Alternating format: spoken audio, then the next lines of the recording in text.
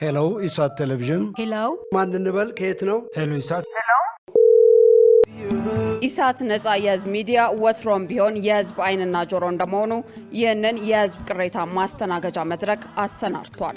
በዚህም ያጋጠሙትን ወይም ያስተዋሉትን የመልካም አስተዳደር ችግር፣ የሙስናና የጉዳይ ገዳዮች ጉድኝት፣ የመብት ጥሰትና ስልጣንን ያለአግባብ የመጠቀም ጸረ ዲሞክራሲያዊ አሰራሮችን ይጠቁሙን። የሚመለከተውን የመንግስት አካል በማነጋገር ተጠያቂነት የሚሰፍንበትን መፍትሄ እናፈላልጋለን። በስልክ ቁጥሮች 0901 458845 ወይም 0901 451145 በተጨማሪም በ0944 02 11 11 በ0906 77 42 92 ይደውሉ። ልናስተናግደው ዝግጁ ነን። ኢሳት ነጻ የህዝብ ሚዲያ። አርዕስተ ዜና። በአማራ ክልል እገታና ዘረፋ አሁንም የክልሉ ነዋሪዎች ስጋት ሆኖ እንደቀጠለ ተገለጸ። ከውጭ በዋሽንግተን በእስራኤልና በሊባኖስ መካከል የተደረገው ውይይት ተጨባጭ ውጤት አላሳየም ተባለ።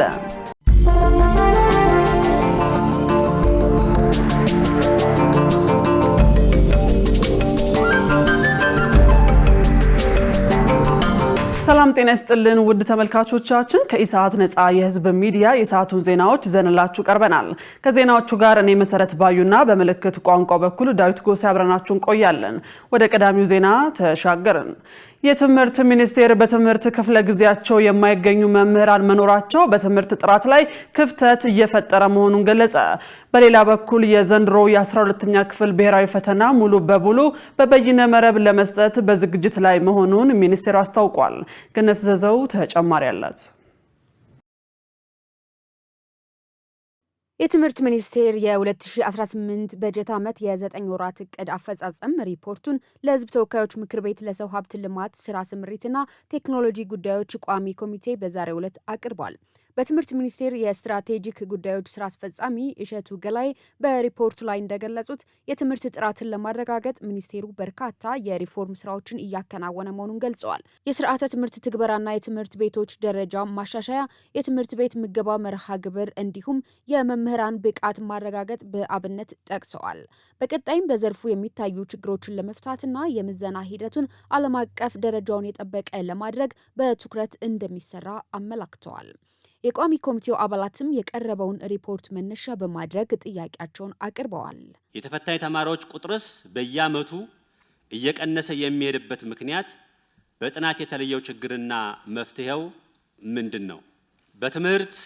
በትምህርት ቤት ምገባ ወዘተ በርካታ ስራ ተሰራ ቢባልም ለምን የሀገራዊ ምዘና ውጤቶችን ማሻሻል አልተቻለም? የመምህራንን እጥረት ችግር ከአማራጭ የመምህራን ስልጠና ፕሮግራም በተለየ መንገድ ለመፍታት የተሻለ አቅምና ውጤት ያላቸው ሰልጣኝ ተማሪዎችን ወደ መምህርነት ሙያ ለማስገባት እንደ ሀገር በትምህርት ሚኒስቴር በኩል ምን ተጨባጭ ስራ እየተሰራ ይገኛል?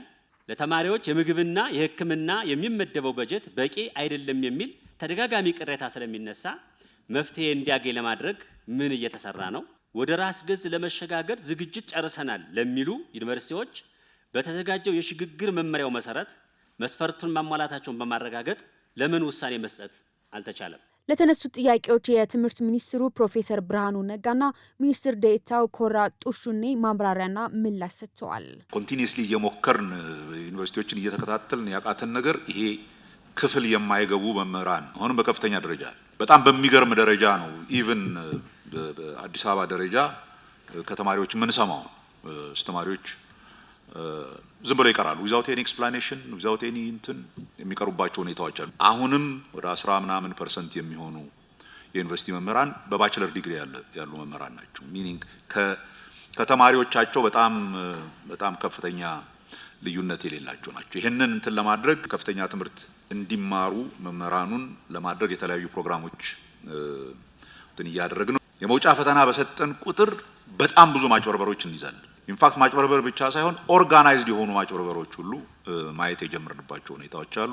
የ12ኛ ክፍል ፈተናን ሙሉ ለሙሉ በበይነ መረብ ለመፈተን ያለን ዝግጅት ወደ 122000 ኮምፒውተሮች ሬዲ አድርገን በሁሉም ቦታ በተለያዩ አካባቢዎች መስጠት እንችላለን ብለን ምንም ያላሳለፉ ሁለተኛ ደረጃ ትምህርት ቤቶችን ኮንቲኒየስ የሆነ ቱቶሪያል ጀምሮ መምህራኖቻቸውን እዛው ትምህርት ቤቶች ውስጥ የማሰልጠን ጀምረናል። ተማሪ ምግብን በተመለከተ ሜኑን አንዱ ወጥ ያደረግንበትና እንደገና እንደ አካባቢው ልዩነት እንዲኖረው ያደረግነው ከዚህ ቀደም ለዩኒቨርሲቲዎች የመልካም አስተዳደር ችግር ግጭት ምንጭ የነበረው ይሄ ዩኒቨርሲቲ ይሄ ምግብ ያበላል እናንተ ግን እየሰጣችሁን አይደለም የሚል በዚህ ምክንያት ብዙ ግጭት ይነሳል፣ ረብሻ ይፈጠር ነበር። ግን ዋና ማዕቀፉ ወጥነት ቢኖረው በሚል ነው። አንዱ መነሻችን የመኑ መለያየት የሚያመጣው ችግር አለ ከልምድ በመነሳት አገራዊ የምገባ ድርጅት ለምን አይኖረንም የሚል ነው። ምክንያቱም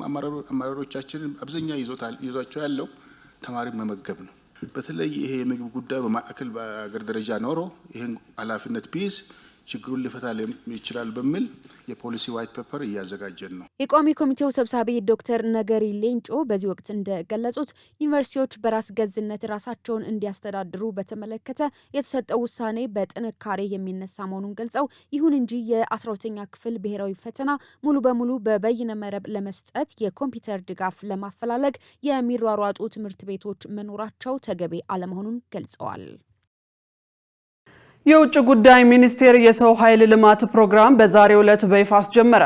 የሰው ኃይል ልማት ማሻሻያው በ21ኛው ክፍለ ዘመን ተለዋዋጭና ውስብስብ የሆነውን የጂኦፖለቲካ ሁኔታ በአግባቡ ለመረዳት እንደሚያስችል የውጭ ጉዳይ ሚኒስቴር አስታውቋል።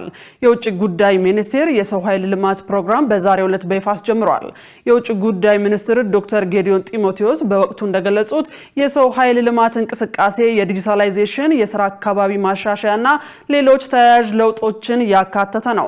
በ21ኛው ክፍለ ዘመን ተለዋዋጭና ውስብስብ የሆነውን የጂኦፖለቲካ ሁኔታ በአግባቡ ለመወጣት የተቋሙን ሁለንተናዊ አቅም ወደ ላቀ ደረጃ ለማሳደግና ለቀጣይ 30ና 40 ዓመታት ሀገርንና አህጉርን በሚገባ እንዲያገለግል የባለሙያዎችን ክህሎትና እውቀት ለማሳደግ የሰው ኃይል ልማት ማሻሻያው አስፈላጊ ሆኖ መገኘቱን አንስተዋል። ከሚተገበሩ የለውጥ ስራዎች መካከል የተቋሙ ባለሙያዎች የአቅም ግንባታ ጉዳይ እጅግ ወሳኝና አንኳር ተግባር መሆኑን ሚኒስትሩ ተናግረዋል።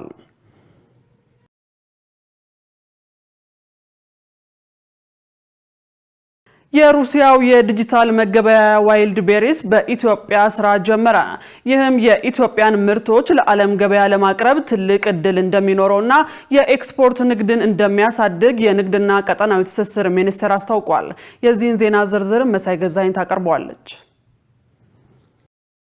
የሩሲያው የኢኮሜርስ ኩባንያ ዋይልድ ቤሪስ በአፍሪካ ለመጀመሪያ ጊዜ በኢትዮጵያ የዲጂታል ግብይት ስራውን በይፋ መጀመሩን በዛሬው ዕለት አስታውቋል። የኢትዮጵያ ቡናን፣ የቆዳ ውጤቶችና ጨርቃ ጨርቆች ምርቶችን በዋይልድ ቤሪስ በኩል ለዓለም ገበያ በዋናነት በሩሲያና አቅራቢያዋ በሚገኙ ለማቅረብ እንደሚያስችል በማስጀመሪያ መድረኩ ላይ ተገልጿል። የንግድና ቀጠናዊ ትስስር ሚኒስቴር ዴኤታ ይድነቃቸው ወርቁ በዚህ ወቅት እንደገለጹት መንግስት ለኢኮሜርስ ንግድ የተለየ ትኩረት ሰጥቶ እየሰራ ነው ብለዋል። ኩባንያው ስራውን በኢትዮጵያ መጀመሩ ለአምራቾች ጥሩ እድል ይዞ እንደሚመጣ ገልጸው ዲጂታል ኢትዮጵያን እውን ለማድረግ አስተዋጽኦ እንዳለው ተናግረዋል። የመጀመሪያ ነው ዋይልድ ቤሪስ ወደ እንግዲህ ራሻና ሌሎች 10 ሀገሮች ፕሮዳክቶቻችንን ኤክስፖርት ልናደርግ ነው ማለት ነው። ስለዚህ በጣም ኢንትረስቲንግ እና ደግሞ ደስ የሚለው ነገር ምንድነው ከዚህ በፊት ኤክስፖርት የምታውቁት በበልክ ነው አይደል? ሰፋፊ ነው ላይክ በኮንቴነር ምናምን። አሁን ግን 2 ኪሎ መሸጥ ትችላላችሁ። 3 ኪሎ ይሄንን አጠቃላይ ፕሮሰስ በጣም ሲምፕል ስለሚያደርገው ኤኒዋን እዚህ ኤክስፖርት ማድረግ አቅም አልነበረኝም የሚል ባለ ሱቅ ሁላ መሸጥ ይችላል ለ80 እና ምናምን ሚሊዮን የዋይልድ ቤሪስ ከስተመርስ ማለት ነው። ስለዚህ ትልቁ ነገር በአንድ በኩል ዲጂታል ኢትዮጵያን የማሳካት ጉዳይ ነው፣ ምክንያቱም ሁሉንም ሰው ወደ ንግድ ስለሚሰበስብ፣ በሌላ በኩል ደግሞ ኤክስፖርታችንን የማሳለጥ የማሳደግ ጉዳይ ነው ማለት ነው። በኢትዮጵያ የሩሲያ ኤምባሲ ጸሐፊ አናስታዥያ ዴግላዞቫ በበኩላቸው ዋይልድ ቤሪስ ወደ ኢትዮጵያ መምጣቱ ያለውን የንግድ ስርዓት ያጠናክራል ብለዋል። የዋይልድ ቤሪስ መድረክ በኢትዮጵያ መከፈቱ የጋራ የንግድ ስርዓቱን ለማስፋፋት፣ ግንኙነት ለማጠናከርና ዘመናዊ የንግድ መሰረተ ልማት ማሳደግ ላይ ያለው ፍላጎት ያሳያል። ይህም ከኢኮኖሚያዊ ዘርፍ አዲስ የእድገት መንገዶች የሚከፍት ነው። በተጨማሪም የስርጭት ኔትወርኮች ለማስፋፋት፣ ዲጂታል መድረኮችና የክፍያ ስርዓቶች እድገትን ለማፋጠን ትልቅ አስተዋጽኦ አለው። የዋይልድ ቤሪስ የኢትዮጵያ ካንትሪ ዳይሬክተር ብሩክ ገነነ እንዳሉት የኢትዮጵያ ምርቶችን ለዓለም ገበያ ለማቅረብ ትልቅ እድል ይዞ መምጣቱን ገልጸው የሎጂስቲክ አገልግሎትን በሚመለከት ከኢትዮ ፖስታ ጋር እንደሚሰራ አስረድተዋል። እዚህ ያሉ ሴለሮች በተሻለ መንገድ ለተቀዩ ህዝብ እንዴት አድርገው ነው ማቅረብ የሚችሉት ፕሮዳክታቸውን ይሄንን ይዘን ነው ነገር ሶ ስናት ኦንሊ ፕሮዳክት ብቻ ሳይሆን እንዳልነው ለዓለም ገበያ ራሳቸውን በሚያወጡ ሰዓት ቫልዩ አድድ የሆነ ሰርቪስ ነው። ኢትስ ማርኬቲንግ ሞር ዛን 80 ሚሊዮን የሚጠጉ ሰዎች ናቸው ኦን መንዝሊ ቪዚት የሚያደርጉት ያንን እንትን ፕላስ ኦን ዴይሊ ቤዚስ 25 ሚሊዮን በላይ የሚጠጋ ኦርደሮችን የሚይዝ ካምፓኒ ሶ ዘ ፋክት ዳት እዛ ፕላትፎርም ላይ አድ መደረግ በራሱ ትልቅ ቫልዩ ነው እንደ ማርኬቲንግ ሶ ዘ ሎጂስቲክስ ኤቭሪቲንግ ዊ ሃቭ አን ኤክስፒሪየንስ እዛ ላይ እና ያንን በኢትዮጵያ ስታንዳርድ አዳፕት ተደርጎ ለማቅረብ ነው እዚህ የተገኘው ዋይልድ ቤሪስ ማለት ነው። የንግድና ቀጠናዊ ትስስር ሚኒስቴር ዴኤታ ይድነቃቸው ወርቁ አክለው ለኢኮሜርስ የህግ ማዕቀፍና ሌሎች ጉዳዮች የሚቀሩ ስራዎች ላይ ያሉ ችግሮችን በመለየት እየተሰራ ነው ብለዋል። ያው የኢኮሜርስ ያለን ህግ አጠቃላይ የሬጉላተሪ ፕሮሰሱ በሙሉ ያለበት ደረጃ ለትራዲሽናሉ ንግድ የተሰራ ነው። ስለዚህ አሁን ሄደሽ በልክ ኤክስፖርት እንጂ የምናውቀው እና በልክ ኢምፖርት እንጂ በአይተም ደረጃ ኤክስፖርት እና ኢምፖርት ከስተምስም አያስተናግድም። ልክ እንደዚህ ወደ 30 በላይ ችግሮችን ለይተን እየሰራንበት ነው ብቻ ሳይሆን አብዛኞቹን ኦልሞስት ፋይናላይዝ ወደ ማድረግና በቅርቡ ይሄን ነገር በግልጽ ለሁሉም እንትን አናውንስ የምናደርገው ይሆናል። ኩባንያው ከ20 ዓመታት በላይ ልምድ ያለውና ከ81 ሚሊዮን በላይ ደንበኞች እንዳሉት ተጠቁሟል። የሃይማኖቶችን አስተምሮ አብሮነትን ለማጠናከር መጠቀም እንደሚገባ ተገለጸ። የሃይማኖቶችን አስተምሮ ለሰላም እሴት ግንባታና ለህዝቦች አብሮነት መጠናከር ልንጠቀምበት ይገባል ሲሉ የኢትዮጵያ ሃይማኖት ተቋማት ጉባኤ ጠቅላይ ጸሐፊ ሊቀ ትጉሃን ቀሲስ ታጋይ ታደለ ተናገሩ። 7ኛው ሀገር አቀፍ የሰላም ኮንፈረንስ ሰላምን ይበልጥ ለማስፋትና ለማስረጽ የሃይማኖቶች ሚና በሚል መሪ ሐሳብ በአሶሳ ከተማ እየተካሄደ ነው። በመድረኩ ላይ መልእክት ያስተላለፉት የኢትዮጵያ ሃይማኖት ተቋማት ጉባኤ ጠቅላይ ጸሐፊ ሊቀ ትጉሃን ቀሲስ ታጋይ ታደለ በኢትዮጵያ ሰላምን ለማጽናትና የወንድማማችነት ድልድይን ለመገንባት የሃይማኖቶች እኩልነትና አብሮነትን የማጠናከር ስራ እየተሰራ ይገኛል። ሃይማኖቶች ለሰላምና ለህዝቦች አብሮነት ያላቸውን አስተምሮ በመጠቀም ለዘላቂ ሰላም ግንባታና ሀገራዊ የልማት ስራዎች ግንባር ቀደም ተሳታፊ መሆን እንዳለባቸው ተናግረዋል። የሃይማኖቶችን አስተምሮ ለሰላም እሴት ግንባታና ለህዝቦች አብሮነት መጠናከር ልንጠቀምበት ይገባልን ብለዋል። የሃይማኖት ካባ ደርበው በህዝቦች መካከል ግጭት ለማስነሳት የሚሞክሩ ግለሰቦችን በማውገዝ የሃይማኖቶችን መቻቻልና አብሮነት በሚሰብኩ ጉዳዮች ላይ ትኩረት አድርገን መስራት አለብን ያሉት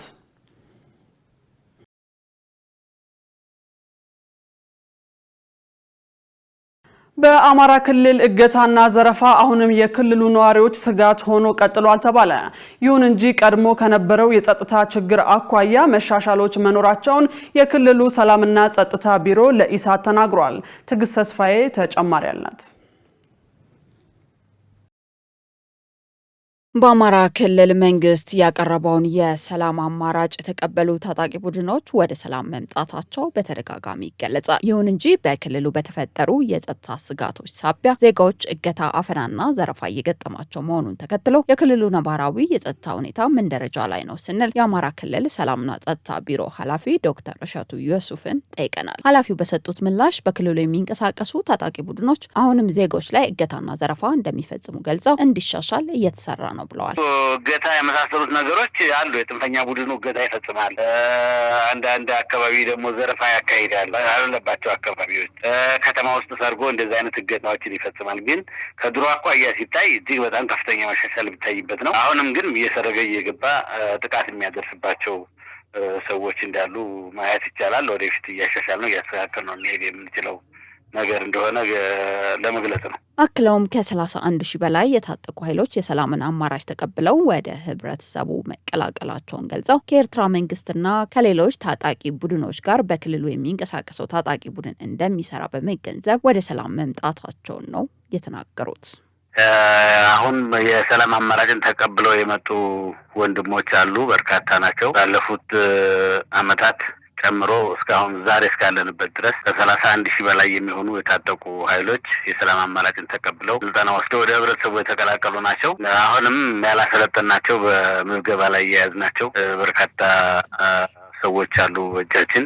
እነዚህ ኃይሎች ሁኔታውን አይተው ተረድተው የጽንፈኛ ቡድኑ የሚያደርገውን ሁኔታ በመገንዘብ ከሌሎች አካላት ጋር እየተሳሰረ ክልሉን እንደሚያደቅ ስለተገነዘቡ ከህወሓት ጋር አብሮ እንደሚሰራ ስለተገነዘቡ ከኤርትራ መንግስት ጋር እንደሚሰራ ስለተገነዘቡ ኢትዮጵያን የሚጠሉ ኃይሎች ጋር አብሮ እንደሚሰራ ስለተገነዘቡ ሀገሬን አልወጋም፣ ሀገሬን አላደቅም፣ ካንተ ጋር አልሰለፍም፣ የተማሪዎችን የሚያቋርጥ ቡድን ጋር አብሬ አልሰራም፣ የሚያግስ ቡድን ጋር አብሬ አልሰራም ብለው እኛ ጋር መጥተው እየሰሩ ነው ያሉት።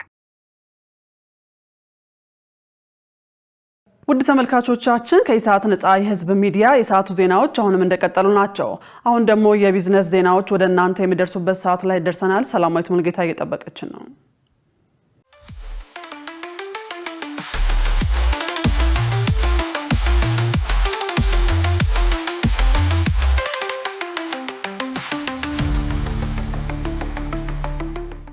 የተከበራችሁ ተመልካቾቻችን ለዕለቱ ያዝናቸው የቢዝነስና የኢኮኖሚ መረጃዎችን ይዘን ቀርበናል። ከዘገባዎቹ ጋር ሰላማዊት ሙልጌታ ነኝ። አብራችሁን ቆዩ።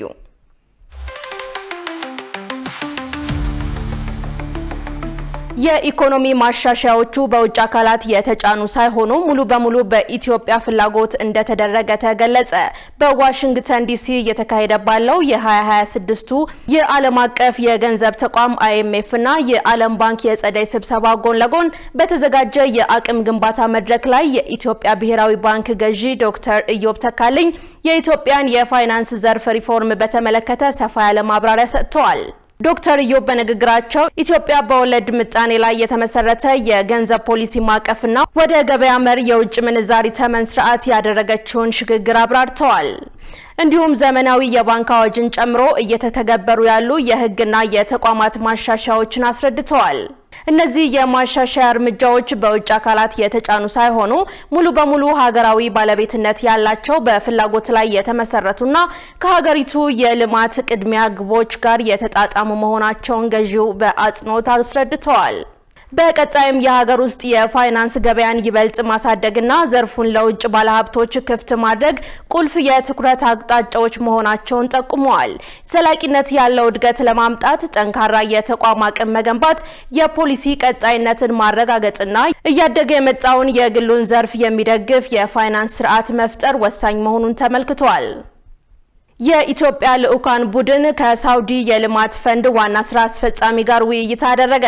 በገንዘብ ሚኒስቴር ሚኒስትር አህመድ ሽዴ የሚመራው የኢትዮጵያ መንግስት ልዑካን ቡድን በዋሽንግተን ዲሲ በተካሄደ የጸደይ ስብሰባ ጎን ለጎን ከሳውዲ የልማት ፈንድ ዋና ስራ አስፈጻሚ ሱልጣን አብድራህማን አልማሻድ ጋር የሁለትዮሽ ስብሰባ አካሂደዋል። በስብሰባው ወቅት ሚኒስትሩ የመንግስትን ቀጣይ የማክሮ ኢኮኖሚ ማሻሻያ አጀንዳ አጉልተው በማሳየት ቀጣይ የገንዘብ ድጋፍ የሚያስፈልጋቸውን ቅድሚያ የሚሰጣቸውን የኢንቨስትመንት ዘርፎች ዘርዝረዋል። የውይይት አጀንዳዎች በኢትዮጵያ እየተገነቡ ስለሚገኙ ስትራቴጂያዊ መሰረተ ልማት ፕሮጀክቶች፣ በተለይም ለቢሾፍቱ ዓለም አቀፍ አየር ማረፊያ ሊሆን የሚችሉ ፋይናንስ እንዲሁም የኢኮኖሚ እድገትንና ክልላዊ ውህደትን ለመደገፍ የመንግስት ትስስር መስፋፋትን ያካትታል። አቶ አህመድ በኢትዮጵያ ቅድሚያ የሚሰጣቸውን የልማት ጉዳዮች ለማሳደግ ቀጣይነት ያለው ትብብር አስፈላጊነትም አጽንኦት ሰጥተዋል። ሚኒስትር ሱልጣን አብድራህማን አልማሻድ SDF ከኢትዮጵያ ጋር ላላት አጋርነት ያለውን ቁርጠኝነት በማረጋገጥ የኢትዮጵያን ቁልፍ የልማት ተነሳሽነቶች ለመደገፍ ያለውን ትብብር የበለጠ ለማጠናከር ዝግጁ መሆናቸውን ገልጸዋል። የሆርሙዝ የባህር ሰርጥ መስተጓጎል የዓለም አቀፍ የነዳጅና የማዳበሪያ ዋጋን ለረጅም ጊዜ ሊያናጋው እንደሚችል ተገለጸ። ዓለም አቀፍ የፋይናንስና የኢነርጂ ተቋም ባወጡት የጋራ መግለጫ በመካከለኛው ምስራቅ እየተካሄደ ያለው ጦርነት በሆርሙዝ የባህር ሰርጥ በኩል የሚደረገው የንግድ ዝውውር ላይ በፈጠረው መስተጓጎል ምክንያት የነዳጅና የማዳበሪያ ዋጋ ለረጅም ጊዜ ሊናጋ እንደሚችል አስጠንቅቀዋል። የዓለም አቀፍ የኢነርጂ ኤጀንሲ፣ የዓለም የገንዘብ ድርጅትና የዓለም ባንክ መሪዎች ባደረጉት ስብሰባ የባህር መስመሩ መስተጓጎል በዓለም አቀፍ ደረጃ ያልተመጣጠነ የኢኮኖሚ ድንጋጤ መፍጠሩን ገልጸዋል። እንደ መሪዎቹ ገለጻ የባህር መስመሩ ወደ መደበኛ እንቅስቃሴ ቢመለስ እንኳን በመሰረተ ልማቶች ላይ በደረሰው ጉዳት ምክንያት የሸቀጦች አቅርቦት ወደ ቀድሞ ደረጃ ለመመለስ ረጅም ጊዜ ይወስዳል። ይህ የቀውስ ሁኔታ በተለይም ዝቅተኛ ገቢ ያላቸውና ነዳጅ ወደ ሀገር ውስጥ የሚያስገቡ አገራትን በከፍተኛ ሁኔታ እየጎዳ ይገኛል። የነዳጅና የጋዝ ዋጋ መጨመር የትራንስፖርትና የኢንዱስትሪ ወጪዎችን ያናረ ሲሆን የማዳበሪያ ዋጋ መናር ደግሞ በዓለም አቀፍ የምግብ ዋስትና ላይ ከፍተኛ ስጋት ደቅነዋል። ተቋማቱ ይህንን የኢኮኖሚ ጫና ለመቋቋም ለተጎዱ ሀገራት የፖሊሲ ምክርና የፋይናንስ ድጋፍ ለማድረግ በቅንጅት እየሰሩ መሆናቸውን አስታውቀዋል። በኢትዮጵያ ውስጥ የምግብና የትራንስፖርት ወጪ እየጨመረ ሲሆን የቤተሰብ ገቢ በ4.3 በመቶ ሊቀንስ ይችላል ተባለ። በኤፕሪል 2026 የወጣው የዓለም ባንክ የአፍሪካ ኢኮኖሚ ምዘና እንደሚያሳየው ለረጅም ጊዜ የቆየው የመካከለኛው ምስራቅ ግጭት የኢትዮጵያን የቤተሰብ ገቢ በአማካኝ ከ1.5 እስከ 4.3 በመቶ ሊቀንስ ይችላል ተብሏል። የኢትዮጵያ ቤተሰቦች በተለይ በምግብ ወጪና በህዝብ ትራንስፖርት ላይ ሰፊ ጥገኛ በመሆናቸው ለችግሩ የተጋለጡ ናቸው። ሪፖርቱ እንደሚያመለክተው የኢትዮጵያ ቤተሰቦች ከጠቅላላ ወጪያቸው 58.5 በመቶውን ለምግብ ያከፋፍላሉ። የገጠር ቤተሰቦችም በምግብ ግዢ ምክንያት ለገበያ ዋጋ በከፊል እንደሚጋለጡ ተመልክቷል። 48 በመቶ የሚሆኑት ቤተሰቦች የህዝብ ትራንስፖርት የሚጠቀሙ ሲሆን ይህም በከተማ ቤተሰቦች መካከል ወደ 62 በመቶ ከፍ ብሏል። ይህም በነዳጅ ላይ ለሚደረግ የዋጋ ጭማሪ ተጋላጭ እንደሚያደርጋቸው ያመለክታል። ከመካከለኛው ምስራቅ የሚላከው ገንዘብ ለኢትዮጵያ ከፍተኛ የውጭ ገቢ ምንጭ ሲሆን ይህም ከጠቅላላ የሀገር ውስጥ ምርት 5 በመቶውን የሚሸፍን ሲሆን በ2024 ከ6 ቢሊዮን ዶላር በላይ ሆኗል። በሳውዲ አረቢያ ብቻ 750 ሺህ የሚሆኑ ኢትዮጵያውያን ይኖራሉ። የገንዘብ ዝውውር መቀነስ የቤተሰብ ገቢንና የግዢ አቅምን የበለጠ ሊያዳክም ይችላል ተብሏል። የተከበራችሁ ተመልካቾቻችን አሁን ደግሞ የውጭ ምንዛሬና የብሔራዊ ባንክ የወርቅ ግብይት መረጃ ተከታትለን እንመለስ።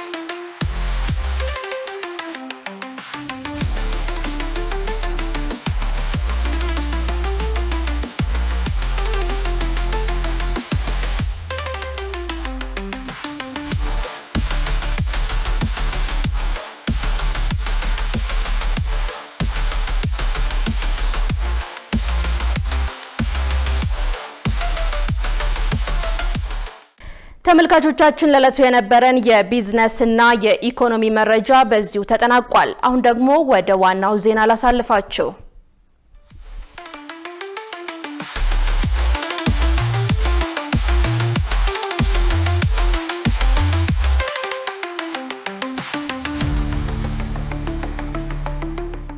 ወደ ውጭ ዜና ተሻገረን። ሐማስ በትራምፕ የጋዛ የሰላም ጥረት ውስጥ የተቀመጠውን ትጥቅ የመፍታት እቅድ ውድቅ ማድረጉን ድርድሩን በቅርበት የሚከታተሉ የፍልስጤም ባለስልጣን ተናገሩ። በአሜሪካ በሚመራው የሰላም ቦርድ ውስጥ የጋዛ ከፍተኛ ተወካይ የሆኑት ኒኮላይ ምላዴኖቭ ለእስራኤል አድሎ አድርገዋል ሲሉም ከሰዋቸዋል። ደረጀ ይልማ ተጨማሪ ያለው ሙላዴኖቭ በጥቅምት ወር ሐማስና እስራኤል የደረሱት የተኩስ አቁም ስምምነት ሁለተኛ ምዕራፍ ውስጥ ጋዛን ከወታደራዊ እንቅስቃሴ ነፃ ለማድረግ የሚያስችል ማዕቀፍ ያቀረቡት ባለፈው ወር ነበረ። የፍልስጤም ባለስልጣናት እንዳሉት ሐማስ ለቀጣናው አሸማጋዮች እስራኤል የመጀመሪያው ምዕራፍ ስምምነቶች ሙሉ በሙሉ ተግባራዊ እስክታደርግ ድረስ በሁለተኛው ምዕራፍ ላይ ውይይት እንደማያደርግ ነግሯቸዋል። እስራኤል በበኩሏ የሐማስ ትጥቅ መፍታት ላይ ለውጥ ሳይታይ ምንም አይነት እርምጃ እንደማትወስድ ተናግራለች። የሐማስ ልዑካን ቡድን ማክሰኞ ዕለት ካይሮን ለቀው ከመሄዳቸው በፊት የግብፅን የስለላ ኃላፊ እንዲያገኙ ታስቦም ነበር። የትራምፕ የሰላም እቅድ የመጀመሪያ ምዕራፍ በጋዛ እየተካሄደ የነበረውን ጦርነት አስቆሟል። ሐማስ አግቷቸው የነበሩ እስራኤላውያንን እንዲለቅ፣ በእስራኤል ወህኒ ቤት ውስጥ የነበሩ የፊልስጤም እስረኞችም እንዲለቀቁ ተደርጓል። በጥር ወር አጋማሽ ላይ የአሜሪካ የመካከለኛው ምስራቅ ልዑክ ስቲቭ ዊትኮፍ ትራምፕ ጦርነት ለማስቆም ያቀረቡት እቅድ ሁለተኛ ምዕራፍ መጀመሩን አስታውቀው ነበር። ነገር ግን ከዚያን ጊዜም ወዲህ በእስራኤልና በሐማስ መካከል አለመግባባት ተፈጥሮ ቆይቷል። ሁለተኛው ምዕራፍ ጋዛን ከጦር እንቅስቃሴ ነፃ ማድረግና እስራኤል ሙሉ በሙሉ ጋዛን ለቃ እንድትወጣ በማድረግ በቋሚነት በአካባቢው የሚካሄደውን ጦርነት ለማስቆም ያለመ ነው። ባለፈው ወር ምላዴኖቭ በጋዛ የሚገኙ የፍልስጤም ታጣቂ ቡድኖች የጦር መሳሪያዎቻቸውን እንዲያስቀምጡ ዝርዝር እቅድ አውጥተዋል። ይህም ግዛቱን ካወደመው የእስራኤል ወታደራዊ ዘመቻ በኋላ ከሚደረገው የተሃድሶ ስራ መጀመር ጋር የተጣጣመ መሆኑን ያሳያል። እስራኤል በጋዛ መጠነ ሰፊ ወታደራዊ ዘመቻ የጀመረችው መስከረም 26 ቀን 2016 ሲሆን ይህ እርምጃ የተወሰደው ሐማስ እስራኤላውያን ላይ ጥቃት ከፍቶ 1200 ሰዎችን ከገደለና 251 አግቶ ከወሰደ በኋላ ነው። በእስራኤል ወታደራዊ ዘመቻ ከተኩስ አቁም በኋላ የተገደሉትን 757 ሰላማዊ ሰዎች ጨምሮ ከ72330 በላይ መሞታቸውን የሐማስ ጤና ሚኒስቴር አስታውቋል። አንድ ከፍተኛ የሐማስ ባለስልጣን ለቢቢሲ እንደነገሩት ምላዴኖቭ እስራኤል የቀረውን የምዕራፍ 1 ግዴታዎች እንድትወጣ የጊዜ ሰሌዳ ያቀርባሉ ብለን እየጠበቅን ነው። ከዚሁ ጋር የምዕራፍ 2 ውይይት ከመጀመሩ በፊት የእስራኤልን የሕግ ጥሰቶች ለማስቆም ዋስትናዎችን እንዲያቀርብ እየጠበቅን ነው ብለዋል። የፊልስጤም አንጃዎች የጦር መሳሪያ ጉዳይ በተመለከተ የፊልስጤም ሕዝብ የራሱን እድል በራስ የመወሰን መብትን ከሚያረጋግጥና ሁሉን አቀፍ መፍትሄ ጋር አቆራኝተው እንደሚመለከቱት አክለዋል። ያም ሆነ ይህ ምላዴኖቭ እስራኤል ነፃ የሆነ የፍልስጤም መንግስት መመስረትን ትቀበላለች ብለው እምብዛም እንደማያምኑ ጨምረው ተናግረዋል። እንዲያም ሆኖ ባለፈው ጥቅምት የተደረሰው የአሜሪካ መራሹ የተኩስ አቁም ስምምነት በጋዛ ጦርነት ጋብ ቢያደርግም ሐማስ ራሱን ለማዳን ከእስራኤል ጋር ያደርግ የነበረው ውጊያ አካባቢውን ወደ መቆጣጠር ለውጦታል እየተባለ ነው። ይህም የረጅም ጊዜ ስልትና ቡድኑ ትጥቁን ለመፍታትና ስልጣኑን ለማስረከብ ተዘጋጅቷል ወይስ አልተዘጋጀም በሚሉ ጉዳዮች ላይ ጥያቄዎች እንዲነሱ አድርጓል። በዋሽንግተን በእስራኤልና በሊባኖስ መካከል የተደረገው ውይይት ተጨባጭ ውጤት አላሳየም ተባለ። በአምባሳደሮች መካከል የተደረገው ይህ ስብሰባ በ10 ዓመታት ውስጥ የመጀመሪያው ሲሆን ይህም በዲፕሎማሲያዊ ግንኙነት ላይ ሊኖር የሚችለውን ለውጥ አመላካች ነው ተብሏል። ዮሐንስ ተስፋ ያዘጋጀውን መሳይ ገዛኸኝ እንደሚከተለው ታቀርበዋለች። በውጭ ጉዳይ ሚኒስቴር ማርክ ሩቢዮ አስተናጋጅነት በዋሽንግተን የተካሄደው ይህ ስብሰባ ባለፉት 10 ዓመታት ውስጥ በእስራኤልና በሊባኖስ መካከል የተደረገ የመጀመሪያው የፊት ለፊት ውይይት ቢሆንም ከሁለቱ ወገኖች ተጨባጭ ስኬት ሊያመጣ የሚችል ግንኙነት ስለመሆኑ ምንም የተባለ ነገር የለም። ስብሰባውም በአምባሳደሮች መካከል የተደረገ ዝቅተኛ ደረጃ ያለው ውይይት ተደርጎ ተወስዷል። ሆኖም የእስራኤሉ አምባሳደር ከ2 ሰዓታት ቆይታ በኋላ ከስብሰባው ሲወጡ ከሊባኖስ አቻቸው ጋር የነበራቸው ውይይት ድንቅ የሀሳብ ልውውጥ የተደረገበት እንደነበረ ገልጸዋል።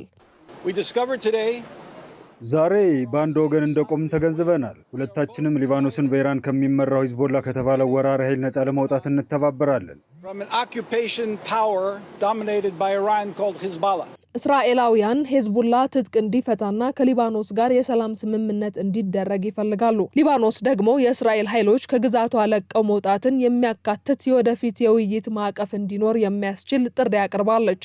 ይሁን እንጂ የሊባኖስ መንግስት ወደዚህ ውይይት ሲገባ ያቀረበው ዋና ጥያቄ እስራኤል በአስቸኳይ ለተኩስ አቁም እንድትስማማ የሚል ነበር። የእስራኤሉም አምባሳደር ለዚህ ጥያቄ አዎንታዊ ሆነ አሉታዊ ምላሽ አልሰጡም። ምንም እንኳን ባለፉት ጥቂት ቀናት በእስራኤልና በሄዝቦላ መካከል የሚካሄደው የሮኬት ልውውጥ ቢቀንስም ማርክ ሩቢዮ ውይይቱ ተስፋ ሰጪ ነው ሲሉ ሀሳባቸውን ሰጥተዋል።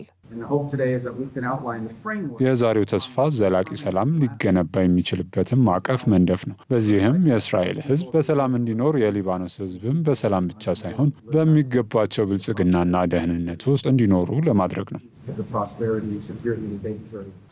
በጦርነት በደቀቀችው ደቡባዊ ሊባኖስ የሚገኙ በጠመንጃ ድምጽ የተሸበሩ ህይወታቸውን በመግፋት ላይ የሚገኙ ነዋሪዎች በበኩላቸው ምንም እንኳን በዚህ በሂዝቡላና እስራኤል ደም አፋሳሽ ግጭት በርካታ ወገኖች ቢያጡም ውይይቱን በደስታ ተቀብለውታል። እኔ ከሰላም ጋር ነኝ። ይህ ጉዳይ በመጨረሻ መፈታት አለበት። አለበለዚያ ሁለቱ ወገኖች መዋጋታቸውን ይቀጥላሉ። መጨረሻው የት ነው? በየትኛውም የዓለም ክፍል ሁለት ጎረቤቶች ቢጣሉ አብረው መቀመጥ አለባቸው። በሂዝቡላና በእስራኤል መካከል የተኩስ አቁም ስምምነት መደረጉ በአሜሪካ እስራኤልና ኢራን መካከል ጠንካራ ለሆነ የተኩስ አቁም መንገድ ሊከፍት ይችላል።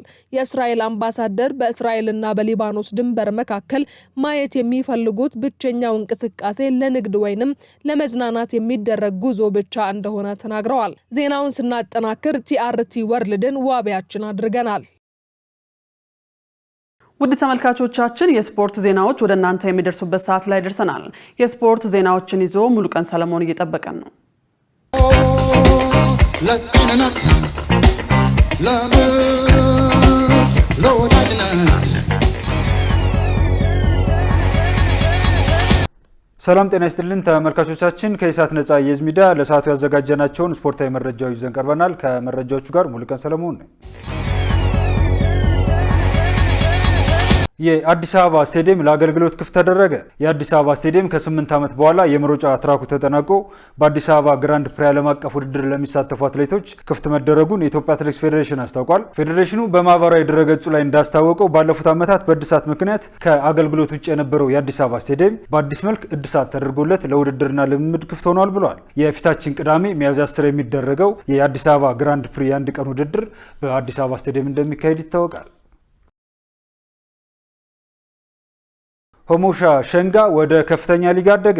በኢትዮጵያ ሊግ 1 ምድብ ላይ ጨዋታዎች በአላባ ከተማ በመካሄድ ላይ ይገኛሉ። ምድቡን በቀዳሚነት እየመራ የሚገኘው ሆሞሻ ሸንጋ ካደረጋቸው 29 ጨዋታዎች 16 ጨዋታዎችን በማሸነፍ 7 ጨዋታዎችን ባቻ ውጤት በመለያየትና 4ቱን ተሸንፎ 55 ነጥቦችን በመሰብሰብ ቀሪ አንድ ጨዋታ እየቀረው ወደ 2019 የኢትዮጵያ ከፍተኛ ሊግ ማደጉን አረጋግጧል። ሆሞሻ ሸንጋ መቀመጫውን በቤኒሻንጉል ጉሙዝ ክልል ያደረገ በ2010 ዓ.ም የተመሰረተ የእግር ኳስ ቡድን ነው። በሌላ በኩል በዚሁ ምድብ ተሳታፊ የነበረው አዲስ አበባ ከተማ ዛሬ ረፋዱን ከቦዲቲ ከተማ ጋር ያደረገውን ጨዋታ 2-2 ማጠናቀቁን ተከትሎ በ12 ነጥቦች የምድቡ ግርጌ ላይ ተቀምጦ ከከፍተኛ ሊጉ ወደ ሊግ 1 መውረዱ ተረጋግጧል።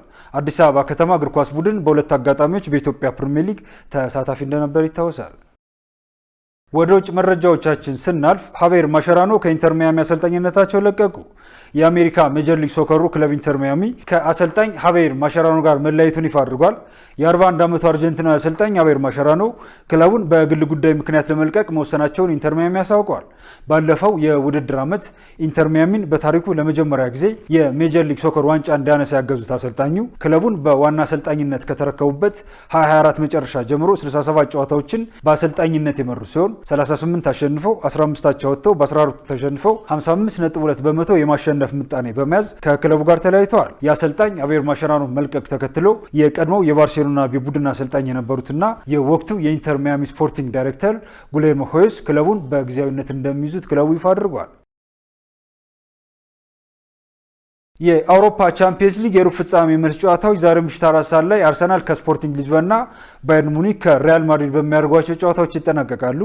ከዛሬ ተፋላሚ ቡድኖች መካከል 15 ጊዜ ውድድሩን በማሸነፍ ከክለቦች ሁሉ ቀዳሚ የሆነው ሪያል ማድሪድ ከ6 ጊዜ አሸናፊው ባየር ሙኒክ ጋር የሚያደርጉት ጨዋታ ይጠበቃል። በሌላ በኩል አርሰናልና ስፖርቲንግ ሊዝበን ደግሞ የውድድሩን ዋንጫ አሸንፈው ከማያውቁ ቡድኖች መካከል ናቸው። በመጀመሪያው ጨዋታ ከሜዳቸው ውጭ የተጫወቱት ባየር ሙኒክና አርሰናል በአንድ ጎል ልዩነት ማሸነፋቸው ይታወሳል። ትላንት በተደረጉት ጨዋታዎች በድምር ውጤት ፒኤስጂ ሊቨርፑልን 4-2 እና አትሌቲኮ ማድሪድ ባርሴሎናን 3-2 በማሸነፍ ወደ ግማሽ ፍጻሜ ማለፋቸውን ተከትሎ በግማሽ ፍጻሜው የሪያል ማድሪድና ባየር ሙኒክ አሸናፊ ከፒኤስጂ ጋር፣ የአርሰናልና ስፖርቲንግ ሊዝበን አሸናፊ ደግሞ ከአትሌቲኮ ማድሪድ ጋር ይገናኛሉ።